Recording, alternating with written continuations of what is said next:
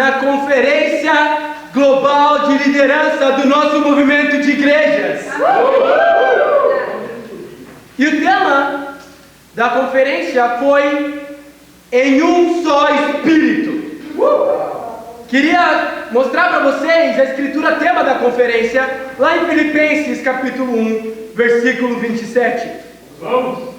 A Bíblia diz: não importa o que aconteça, exerçam a sua cidadania de maneira digna do Evangelho de Cristo. Amém. Para que assim, quer eu vá e os veja, quer apenas ouça a seu respeito em minha ausência, fiquem eu sabendo que vocês permanecem firmes num só Espírito. Amém? Amém! Essa foi a conferência Num Só Espírito, e esse é o tema da nossa aula nessa manhã, em um só Espírito. Vamos! Para poder estar em um só Espírito, eu acredito que nós precisamos estar com as mesmas informações. Por isso eu quero contar um pouco da nossa jornada, da nossa viagem, não é? Nós primeiro aterrissamos em Los Angeles, na Califórnia, nos Estados Unidos. E lá nós tivemos a chance de encontrar pessoas do mundo todo. Talvez pessoas que você já tenha ouvido falar nas boas notícias. Por exemplo, nós estivemos juntos do casal líder da igreja no Haiti, que também coordena a Escola Real do Mercy e cuida de dezenas e dezenas de crianças. Nós estivemos com casais de pessoas da Europa, casais de toda a América Latina, pessoas da China, inclusive de cidades cujo nome é proibido falar por conta da perseguição. Depois de quase 2 semanas em Los Angeles, nós fomos a São Francisco visitar uma igreja que tem servido a Deus poderosamente. Lá nós encontramos americanos, mas também encontramos africanos. Mais especial foi ter passado tempo com um casal de africanos que lideram parte da igreja em São Francisco, que no ano que vem, se Deus permite, vai implantar a igreja em Gana, na África. Eu tenho certeza, vendo essa conferência, que nós estamos vivendo o cristianismo bíblico no século 21, amém? Amém! Mas a conferência terminou com a melhor de todas as conclusões. O líder do setor mundial da América Latina, Raul Moreno, pai na frente de todos nós, foi o pregador do domingo na conferência. Uau. E ele pregou justamente sobre esse tema, um só Espírito. E o Raul começou a pregação com a conclusão da conferência: faça algo ao invés de nada. Eita. E essa, sem dúvida, tem que ser a nossa conclusão nessa manhã. Fazer algo ao invés de nada. Numa conferência há muito aqui se receber, muito conteúdo, muito aprendizado, mas você pode ficar tão cheio de tantos aprendizados ao ponto de não fazer nada. E assim pode ser nos nossos cultos de domingo também. Pode ser na igreja. Vamos estudar uma passagem em 1 Samuel, capítulo 14. Vocês estão comigo? Sim! Vamos lá, Pedro. 1 Samuel, capítulo 14. Vamos lá. Bom. Então, foi muito especial também, porque em São Francisco nós estivemos sendo hospedados por um casal muito especial, Adam e Lauren Zepeda. Para quem não sabe, Adam foi missionário alguns anos atrás no Brasil. É verdade. E na primeira semana dele no Brasil, ele calculou o custo, fez boa parte dos estudos e calculou o custo com alguém muito orgulhoso. Esse alguém era eu. Amém. E no dia 21 de agosto de 2017, há exatos 5 anos atrás, eu tive a graça de Deus de ser batizado, amém? Então hoje, só pela graça de Deus, eu faço 5 anos na fé. Amém. 1 Samuel capítulo 14. Então, se vocês verem bem, essa Bíblia não é a que eu costumo usar, porque foi um presente do Adam. Ele me deu a única Bíblia em português que ele tinha. Uau. 1 Samuel 14. Vamos lá, Pedro. Muito bom. Vamos lá, Luiz.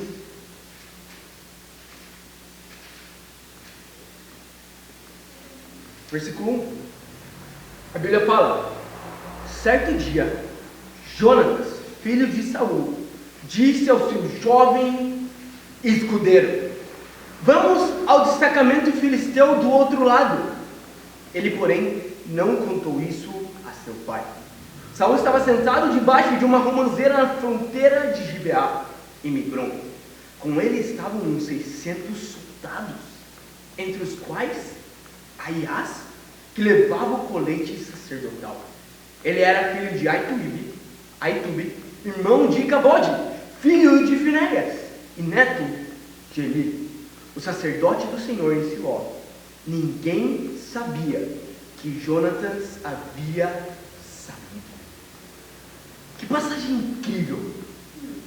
Aqui nós vemos Jonatas tomando a decisão que o Raul desafiou a todos na conferência no domingo, e que eu quero chamar cada um de nós a tomar. Ele queria fazer algo ao invés de nada. Jonatas chamou seu único escudeiro, um só homem.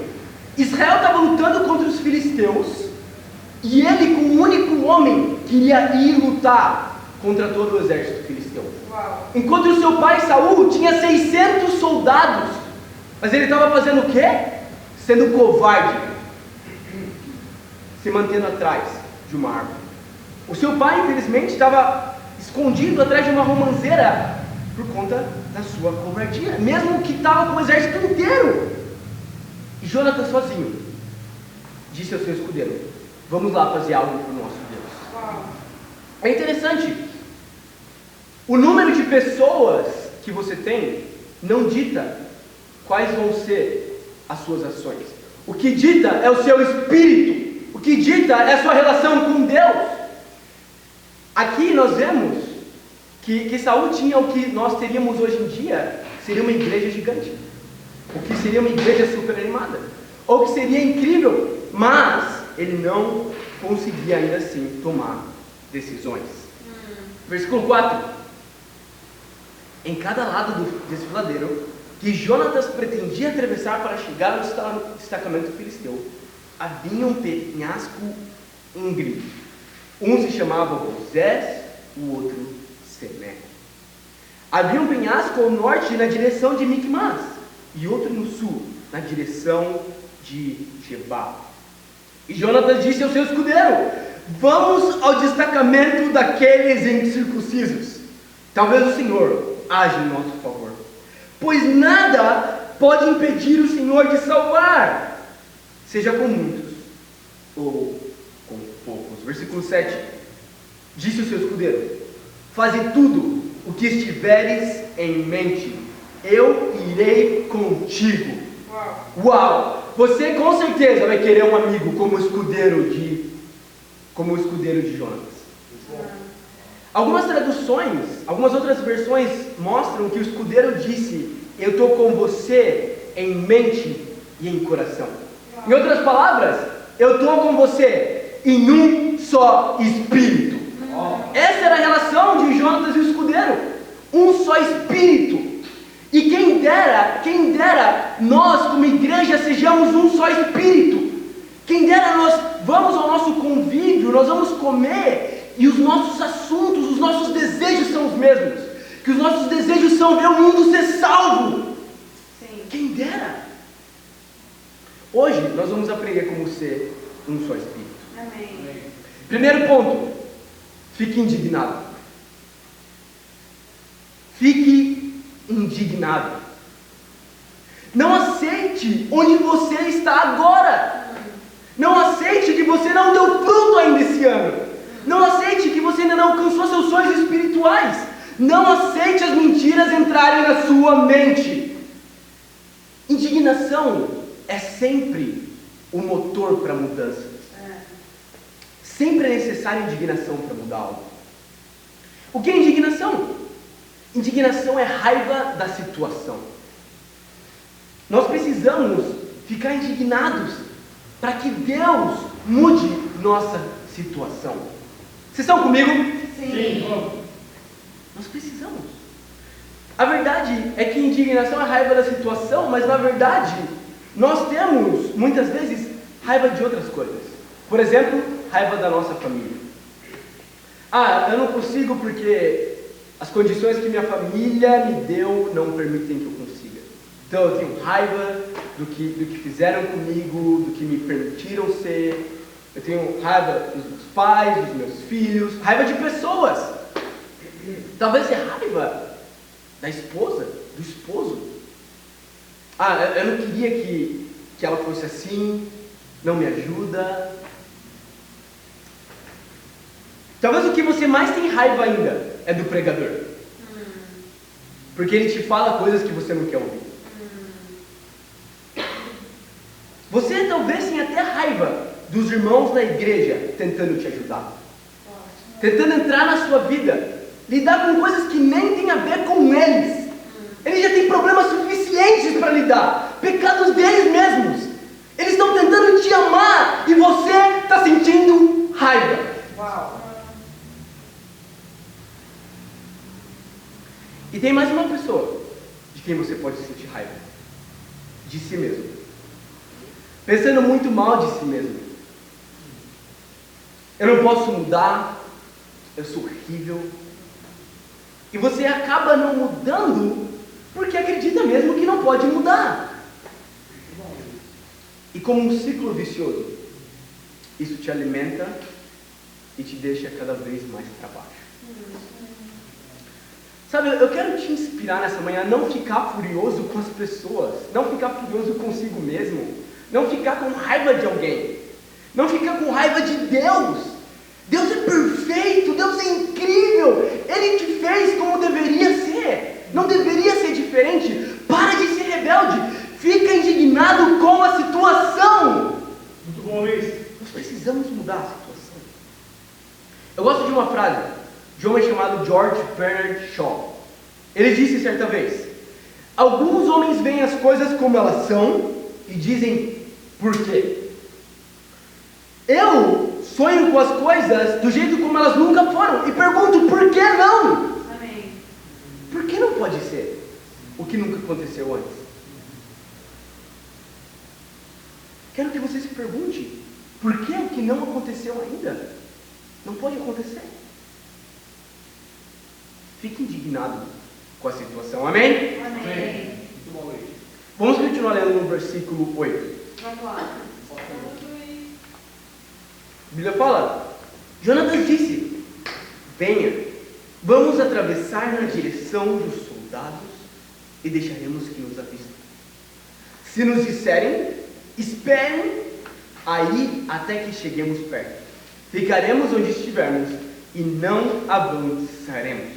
Mas se disserem, subam até aqui, subiremos, pois este será um sinal para nós de que o Senhor os entregou em nossas mãos. Então os dois se deixaram ver pelo destacamento dos filisteus, que disseram: vejam, os hebreus estão saindo dos buracos onde estavam escondidos. Uau! Então nós vemos aí que Jonatas e o escudeiro dele eram corajosos, mas não eram muito inteligentes. Sério, eu tenho certeza que ninguém aqui nessa sala, ninguém aqui nessa manhã, ia para uma guerra e a primeira coisa que você ia fazer é: eu vou me mostrar para o inimigo. Deixa eu mostrar onde eu estou. Eles eram corajosos, mas não exatamente inteligentes. Olha o plano que ele tinha. Ele fala: vamos nos mostrar para o inimigo. Não parece muito inteligente, não é? A verdade, se nós lemos no capítulo 13, o capítulo anterior, Israel estava num tempo de crise. E por conta de muitas batalhas que não foram vencidas, eles tinham sido militarmente minados. E de todo o exército israelita, somente Saul, o pai de Jonatas, e Jonatas tinham espadas. Então, imagina, eles foram para o nível mais hardcore, mais forte de estar em desvantagem. Eles estavam em desvantagem extrema. Mas ele diz: ok, vamos sair do esconderijo e deixar que os inimigos... Que gênio. Uau. Inveja. E aí ele tem dois planos. É isso que a Bíblia fala aqui. Quais são os planos? Um deles era esperar o inimigo parado. Então, vamos sair e falar: oi, eu estou aqui. Se você quer, me mata. Entendi. Estou aqui. Agora, O outro é, se eles não são tão corajosos para vir, eles vão nos chamar para ir, e aí a gente vai. Só 2 contra uma multidão e uma só espada. Qual plano é melhor? Boa pergunta. A verdade é que os 2 planos são ridículos. Mas aqui é onde está o grande ponto dessa passagem. Depois de ficar indignado, você precisa fazer um plano. Esse é o nosso segundo ponto. Faça um plano. Uau. E olha isso. Você pode talvez se sentir... Acho que ninguém vai se sentir tão não inteligente quanto Jonatas. Mas você pode se sentir um pouco perto. Tipo, eu não sou tão inteligente. Mas tudo bem. Porque, olha isso, ninguém é tão não inteligente quanto ele. Não tão sábio quanto ele. Mas o plano que ele fez deu certo. Por quê? Porque você não precisa de um grande plano, você precisa de um grande Deus. E ele tinha um grande Deus. Amém. Sabe, muitas pessoas querem saber qual é o segredo. O que eu mais vi na conferência foram pessoas perguntando qual era o segredo. Alguns irmãos vieram até mim e perguntaram qual é o segredo para casar. Qual é o segredo? Como assim? Entende? Qual é o segredo? Ou então, qual é o segredo para a igreja crescer? Qual o segredo para eu estar mais perto de Deus? Sabe, ainda vocês, agora, que nós voltamos de uma conferência, talvez vocês estejam esperando que nós tenhamos um segredo. É verdade. Mas a verdade é que nós temos sim um segredo. Mas um que você já conhece. O segredo é o nosso Deus, amém? Amém. O segredo é o nosso Deus. O segredo é estar perto do nosso Deus. É estar perto, não só perto, é estar perto como nunca antes. Sabe o que é primeiro amor? É ir além do primeiro amor. O primeiro amor não devia ser uma marca do nosso potencial máximo, mas do nosso potencial mínimo. É como você começou na fé, não como você deve terminar.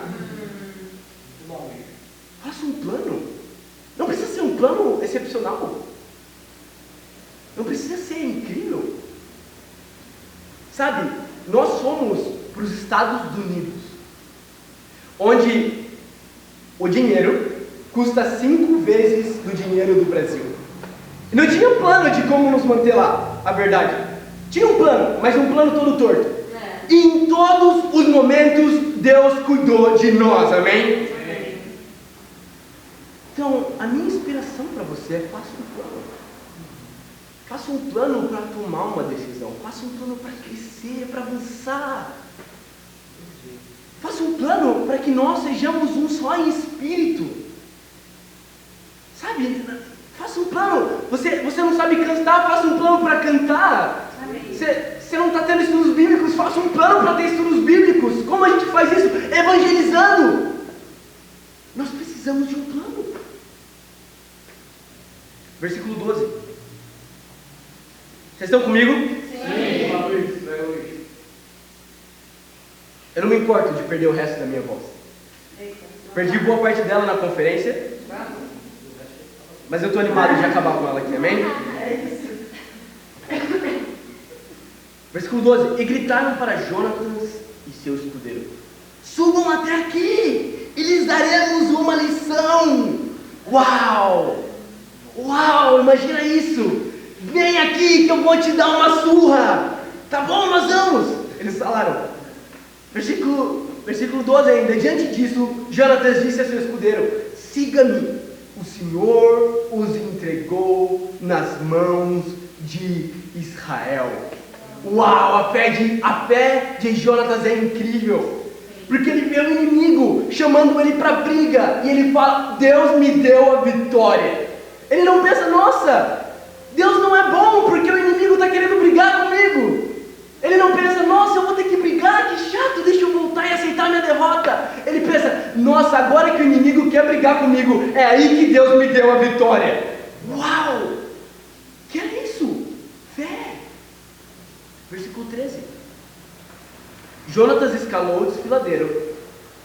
Então, como ele é muito inteligente, ele está gastando boa parte da energia dele para subir uma montanha.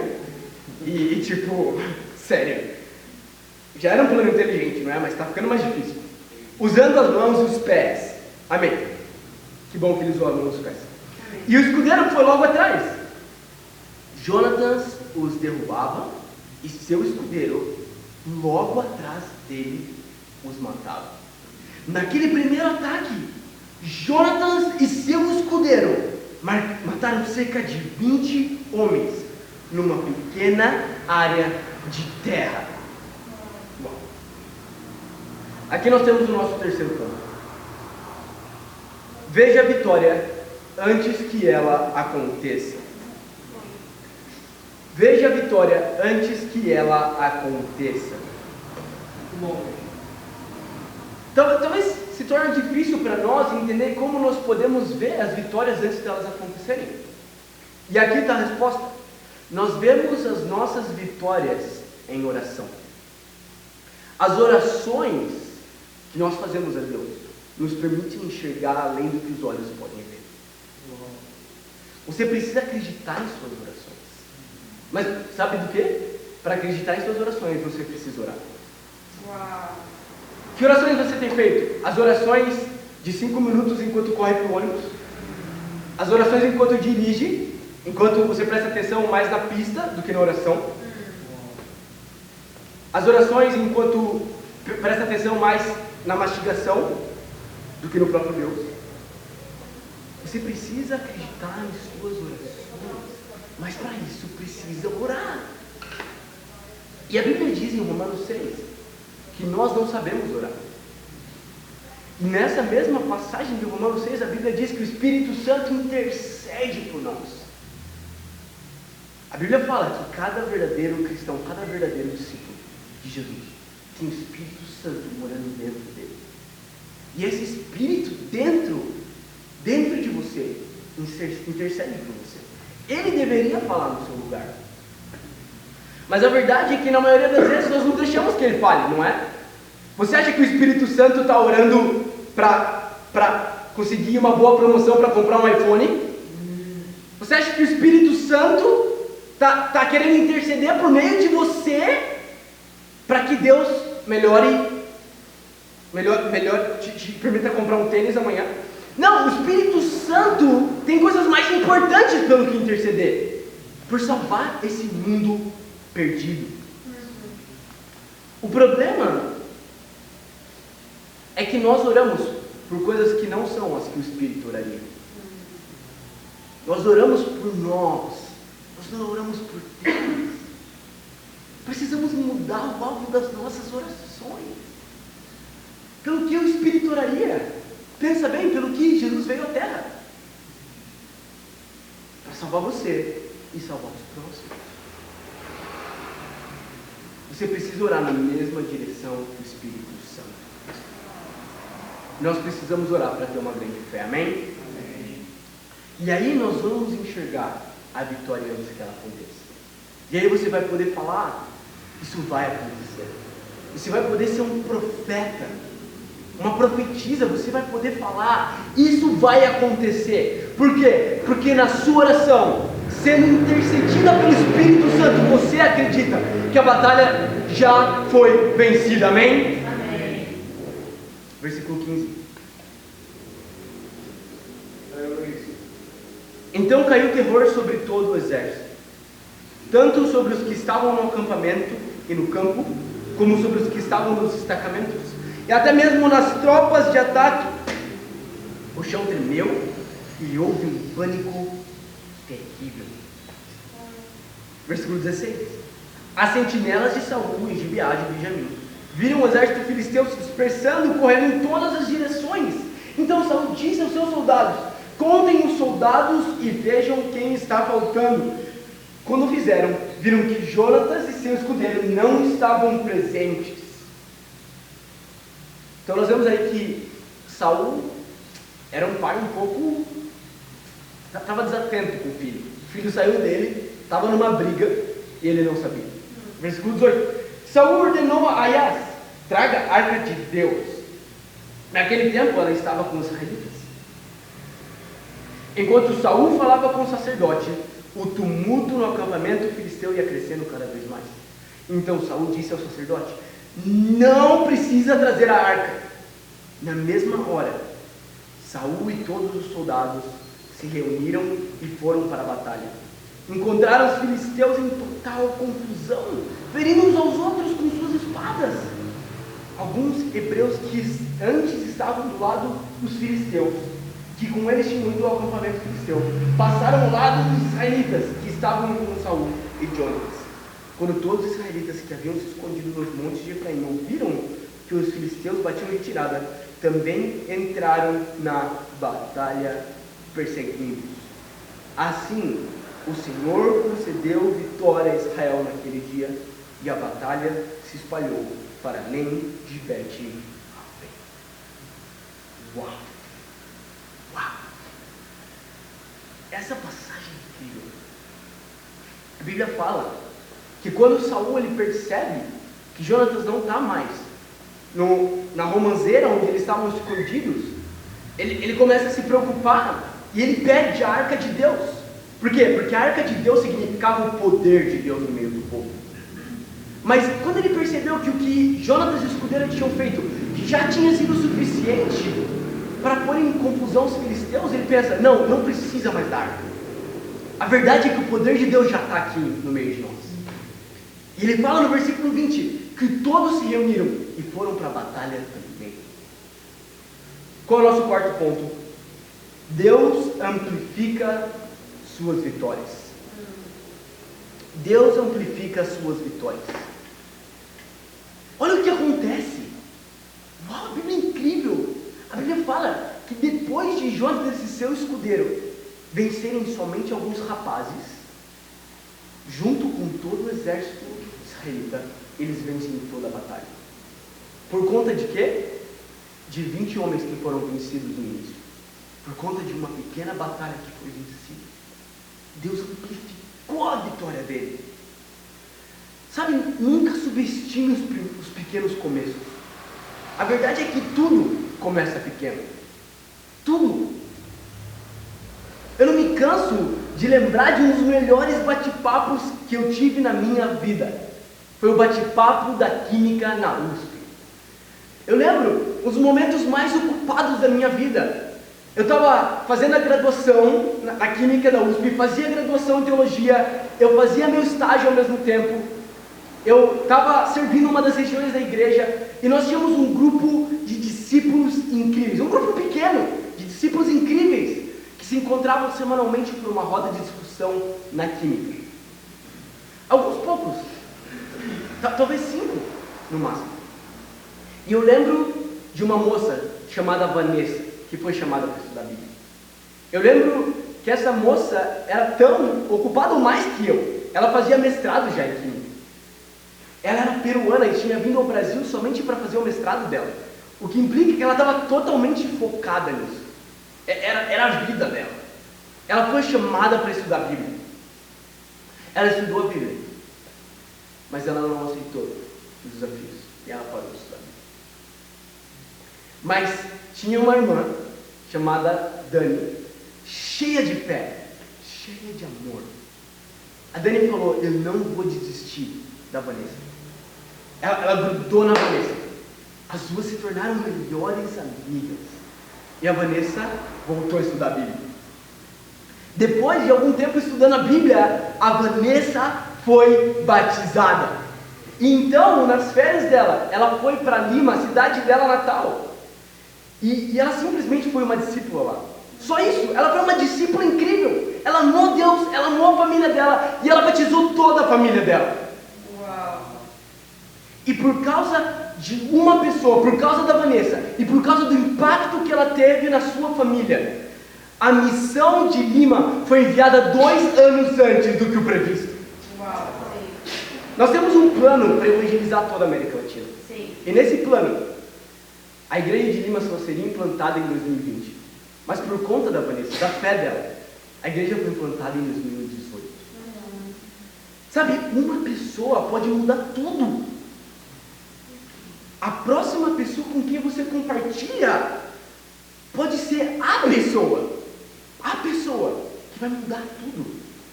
Pode ser a pessoa que vai ser o seu melhor amigo, a sua melhor amiga. Pode ser a pessoa que vai se conectar com a sua família e vai ajudar eles a estudarem a Bíblia. Sabe, uma pessoa significa uma família. Uma pessoa significa um bairro. Uma pessoa significa uma cidade. E a verdade é que uma pessoa significa um país, amém? Amém. Nós estamos em Campinas, mas olha ao redor de nós o que nós temos. Nós temos Pedreira, Jaguariúna, Arthur Nogueira, Engenheiro Coelho. Nós temos Santo Antônio de Posse e Cosmópolis, Americana. Nós temos Santa Bárbara do Oeste. Amém. Nós temos Hortolândia, Montemor. Nós temos muitas cidades. Nós temos a região metropolitana de Campinas para evangelizar.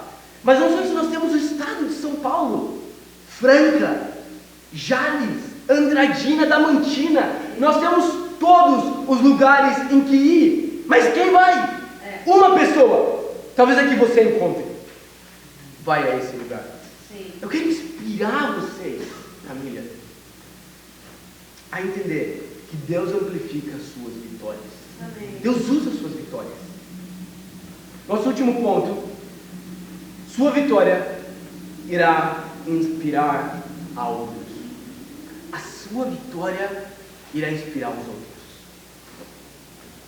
Olha o que acontece, nós já lemos aqui. Saul e todos os seus 600 soldados só foram capazes de ir para a batalha por quê? Porque Saul mostrou para ele, porque Jonatas mostrou para ele que era possível. A verdade é que assim funciona a vida. Algumas pessoas só podem fazer coisas depois que elas são mostradas que é possível. Mas nós já estamos aqui, já foi possível para nós.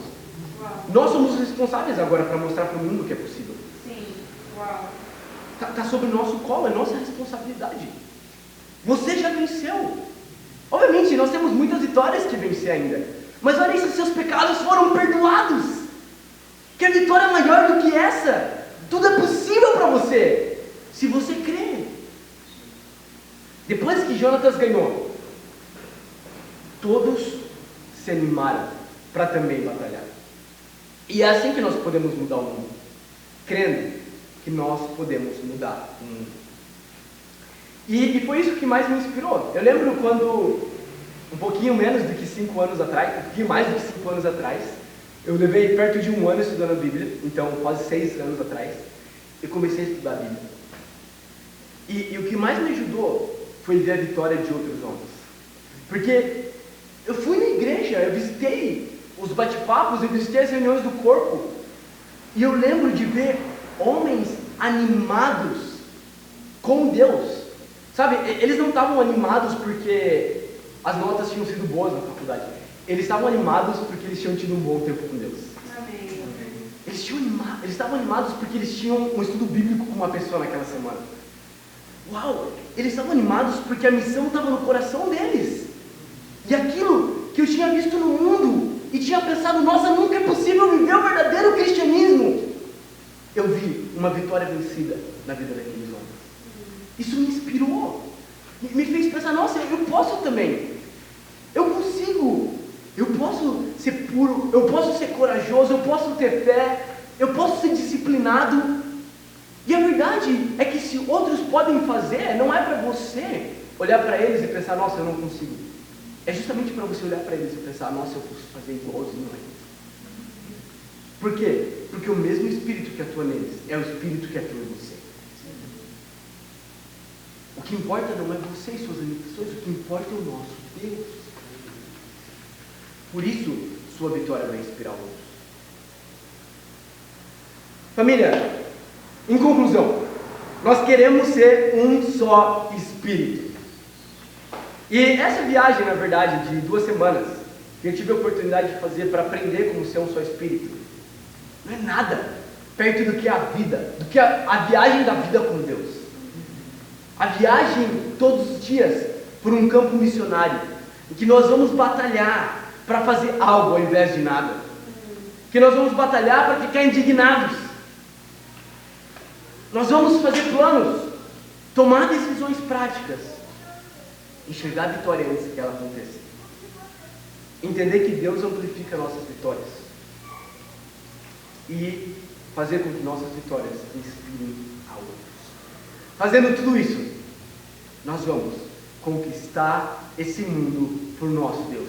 Para que não somente na igreja, mas no mundo todo, nós possamos ser um só em espírito, amém? E para Deus seja toda a glória, amém. Amém.